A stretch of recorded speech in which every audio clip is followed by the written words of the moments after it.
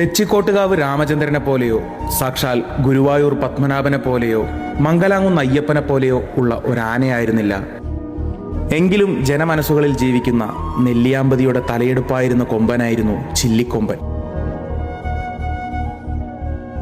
തേയിലത്തോട്ടങ്ങൾക്ക് നടുവിലുള്ള പാടികൾക്കിടയിലെ മാവും പ്ലാവും ചക്കയും ഒക്കെ തിന്ന് ആരെയും ശല്യപ്പെടുത്താതെ സ്വൈര്യജീവിതം നയിച്ചവനാണ് നെല്ലിയാമ്പതിയുടെ തലയെടുപ്പായ ഈ ചില്ലിക്കൊമ്പൻ. മതപ്പാട് സമയത്ത് കാടിറങ്ങുന്ന കൊമ്പൻ പെരിയചോല വഴി പറമ്പിക്കുളം, തേക്കടി, നവമല, ആളിയാർ എന്നീ പ്രദേശങ്ങളിലെല്ലാം കറങ്ങി നടന്ന് തിരിച്ച് നെല്ലിയാമ്പതിയിലേക്ക് എത്തും.